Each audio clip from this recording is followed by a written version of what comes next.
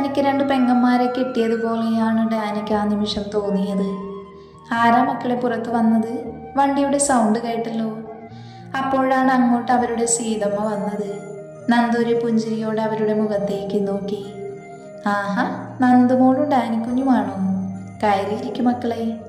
സീതമ്മ പുഞ്ചിരിയോടെ പറഞ്ഞതും നന്ദു തന്നെ എങ്ങനെ മനസ്സിലായി എന്നൊരു സംശയത്തിൽ അവരുടെ മുഖത്തേക്ക് നോക്കി. എൻ്റെ ചേച്ചി സംശയിക്കേണ്ട, ഞങ്ങൾ നിങ്ങളുടെ കല്യാണ ഫോട്ടോ അമ്മയ്ക്ക് കാണിച്ചു കൊടുത്തിരുന്നു. അങ്ങനെയാണ് അമ്മയ്ക്ക് ചേച്ചിയെ അറിയുന്നത്.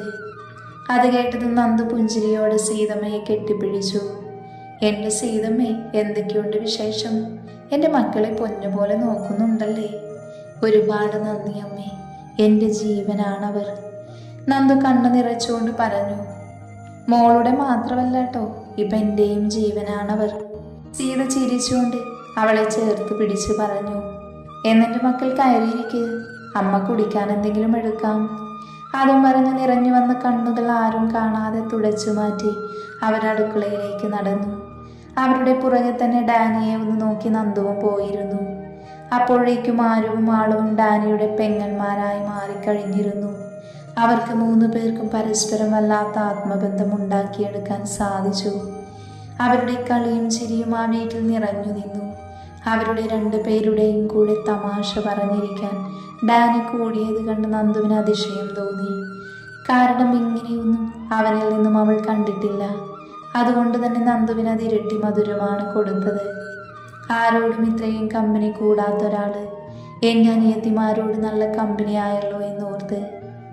അമ്മേ, അമ്മയ്ക്ക് ഇവിടെ ഇഷ്ടപ്പെട്ടോ? നന്ദു സീതയുടെ പുറകിൽ പോയി ചോദിച്ചു.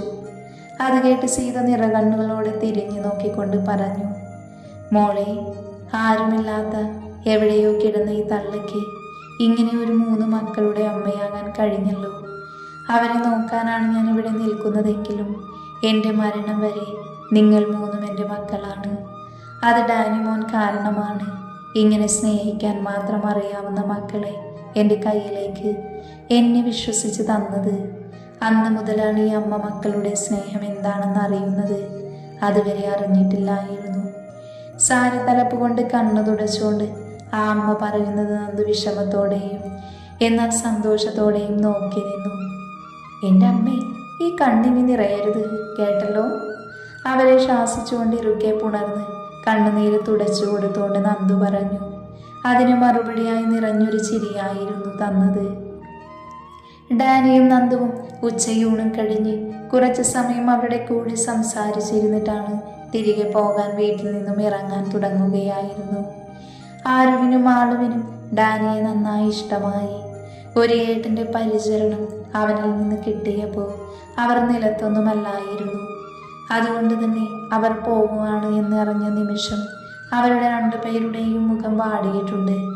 ഡാനിക്കും അവരുടെ സ്നേഹം കാണി വല്ലാത്ത സന്തോഷമാണ് നൽകിയത്. വലിയ വീട്ടിൽ വളർന്നിട്ടും ഡാനിക്ക് നന്ദുവിൻ്റെ വീട്ടിൽ നിന്നും യാതൊരു ബുദ്ധിമുട്ടും തോന്നിയില്ല. എന്തുകൊണ്ടോ അവിടം അവൻ ഒരുപാട് ഇഷ്ടമായി. അതിലുപരി നന്ദുവിന് അവളുടെ അനിയത്തിമാരോടുള്ള സ്നേഹം കാണി ഡാനിയുടെ മനസ്സ് നിറഞ്ഞു. സ്വന്തം പെങ്ങന്മാർക്ക് വേണ്ടി തൻ്റെ ജീവിതം പോലും ചിന്തിക്കാതെ തൻ്റെ വാശിക്ക് കൂട്ടുനിന്നവളാണ് അവളെന്നോർക്കെ ഡാനിക്ക് ഒരേ സമയം വിഷമവും സന്തോഷവും തോന്നി. നന്ദുവിനോട് കൂടുതൽ സ്നേഹവും തോന്നി.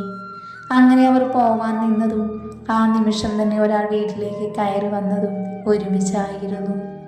നന്ദു ആളെ കണ്ട് ഞെട്ടി നിൽക്കുവാണ്. ഡാനി ആളെ മനസ്സിലാവാതെ നോക്കി നിന്നുപോയി. ഏയ് നന്ദു, എന്താടി കുന്തം വിഴുങ്ങിയ പോലെ നിൽക്കുന്നത്? നന്ദുവിൻ്റെ തലക്കിട്ടൊരു കൊട്ടുകൊടുത്ത് അയാൾ ചോദിച്ചതും അവൾ പെട്ടെന്ന് അനിയേട്ട എന്ന് വിളിച്ച് അവൻ്റെ കയ്യിൽ പിടിച്ചു തൂങ്ങി. നന്ദു സന്തോഷത്തോടെ അവനോട് വിശേഷങ്ങൾ തിരക്കി. എപ്പോഴാണ് നീ വന്നത്? വന്നിട്ട് എന്നെ വിളിച്ചില്ലല്ലോ. എങ്ങനെ പോകുന്നു ബിസിനസ്സൊക്കെ?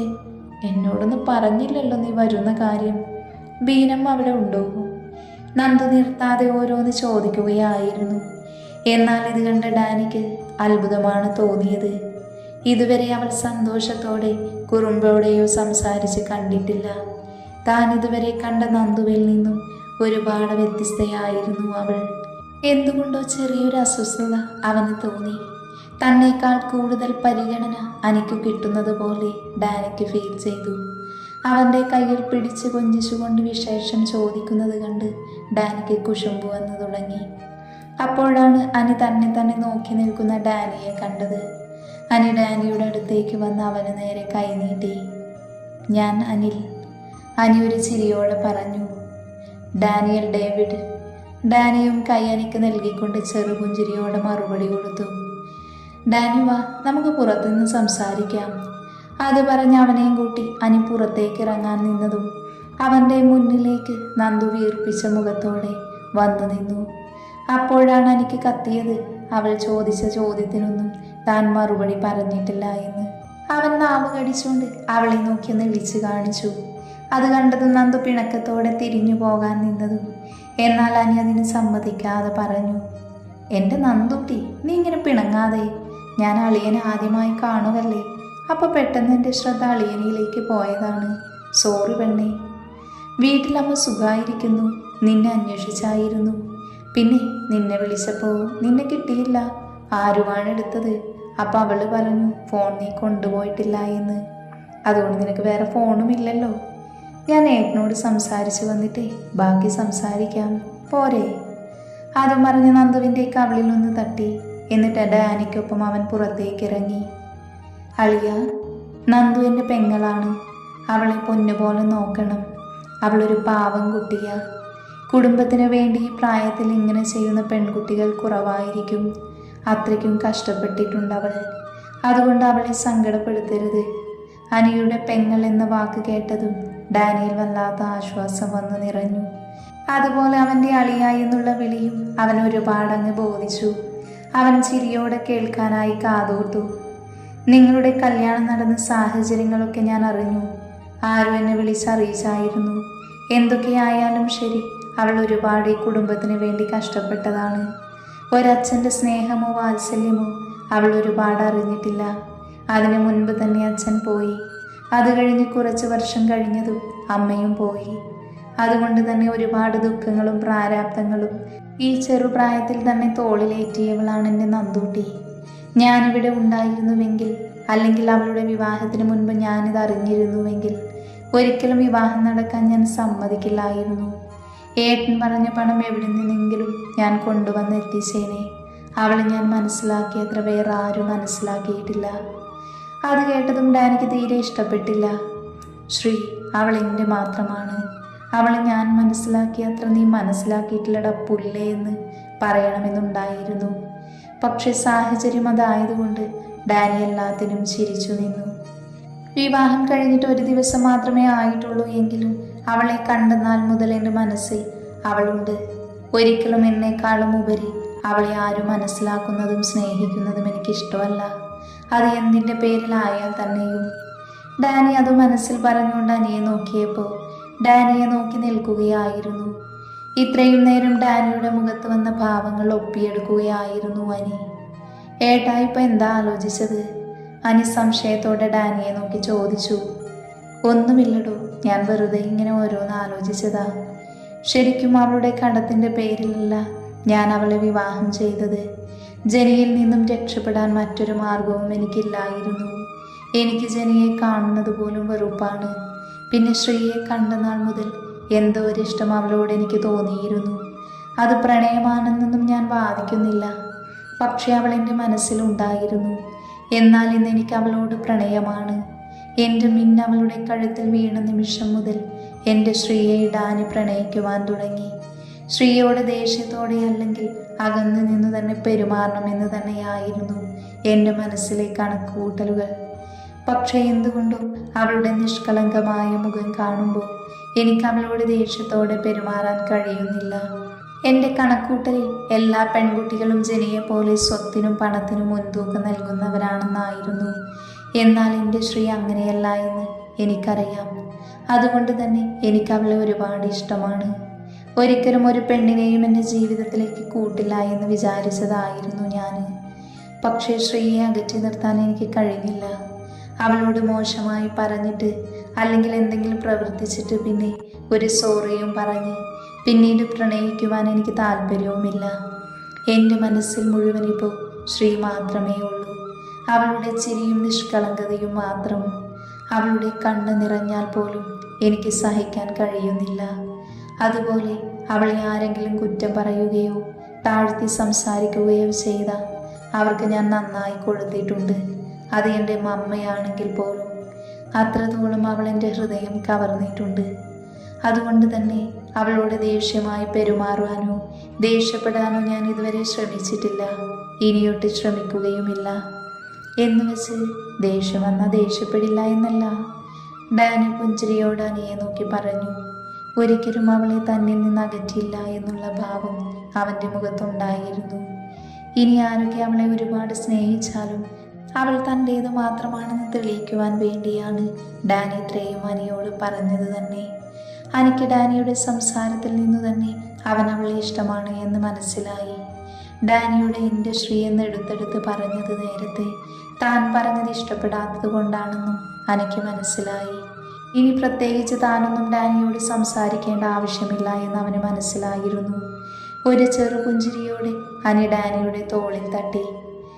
നിങ്ങൾ ഇന്ന് തന്നെ പോകുവാണോ അതോ ഇവിടെ കാണുമോ? ഇല്ലടോ, ഞങ്ങൾ ഇറങ്ങുക, പിന്നൊരു ദിവസം വരാം. 2 ദിവസം നിൽക്കുകയും ചെയ്യാം. ഇന്നിപ്പോൾ വീട്ടിൽ ആരോടും പറഞ്ഞിട്ടില്ല, അമ്പലത്തിൽ പോകാൻ ഇറങ്ങിയതാണ്. ശ്രീക്ക് അവളുടെ അനിയത്തിമാരെ മിസ് ചെയ്തു എന്ന് തോന്നിയപ്പോൾ അവളെ കൊണ്ട് ഇങ്ങോട്ടേക്ക് ഇറങ്ങിയതാണ്. താൻ ഫ്രീ ആകുമ്പോൾ വീട്ടിലേക്ക് ഇറങ്ങി എല്ലാവരെയും ഒന്ന് പരിചയപ്പെടാമല്ലോ. ഡാനി അനിയെ നോക്കി പറഞ്ഞു. ഞാൻ ഇറങ്ങാൻ മേട്ടായി. അങ്ങനെ അവരുടെ സംസാരം കഴിഞ്ഞ് അനിയും ഡാനിയും അകത്തേക്ക് കയറിയതും നന്ദു അനിയുടെ അടുത്തേക്ക് വന്ന് ചോദിച്ചു, എന്താടാ ഇത്രയ്ക്ക് സംസാരിക്കാൻ?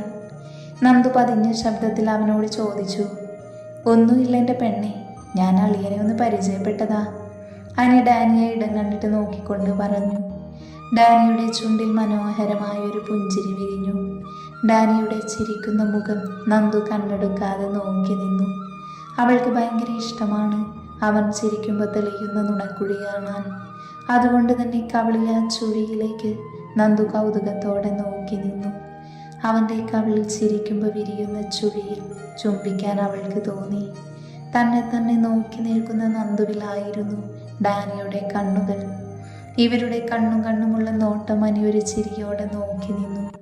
എന്നിട്ട് കുറുമ്പോടെ നന്ദുവിൻ്റെ തലയിലൊന്ന് കൊട്ടി. നീ എവിടെ വായി നോക്കി നിൽക്കുക പെണ്ണേ? അനി കുറുമ്പോടെ ചോദിച്ചതും നന്ദു ആകെ ചമ്മിയതുപോലെ ഡാനിയിൽ നിന്നും നോട്ടം മാറ്റി. താനെന്താണ് ഇത്രയും നേരം ആലോചിച്ചുകൊണ്ട് നിന്നത് എന്നോർക്കെ നന്ദുവിന് ഡാനിയുടെ മുഖത്തേക്ക് നോക്കാൻ പോലും ചമ്മൽ തോന്നി. അതിൻ്റെ ഫലമായി അവളുടെ കവിളുകൾ റെഡിഷായി. അപ്പോഴും ഡാനിയുടെ കണ്ണുകൾ നന്ദുവിൽ തന്നെയായിരുന്നു. അവൾ ചുവന്നു നിൽക്കുന്നത് കൊതിയോടെയും പ്രണയത്തോടെയും നോക്കി നിന്നു. ഒന്നുമില്ലടാ, ഞാനെന്തോ ആലോചിച്ച് നിന്നതാ. നന്ദു തപ്പി തടഞ്ഞുകൊണ്ട് പറഞ്ഞതും അവളെ കളിയാക്കി ഒന്നാക്കി ചിരിച്ചു അവൻ. ഡാനി ആ നിമിഷം നന്ദുവിൽ നിന്നും നോട്ടം മാറ്റി. ശ്രീ, നമുക്കിറങ്ങിയാലോ? ഒരുപാട് സമയമായില്ലേ? ആരോടും പറഞ്ഞിട്ടില്ല, അമ്മച്ചിക്ക് മാത്രം അറിയാം. അതും പറഞ്ഞ് ഡാനി പോവാനായി നിന്നു. ആ നിമിഷം നന്ദു ആരുവിൻ്റെയും ആളുവിൻ്റെയും മുഖത്തേക്കൊന്ന് നോക്കി. അവരുടെ വിഷമിച്ച മുഖം കണ്ട് അവൾക്ക് സങ്കടം തോന്നി.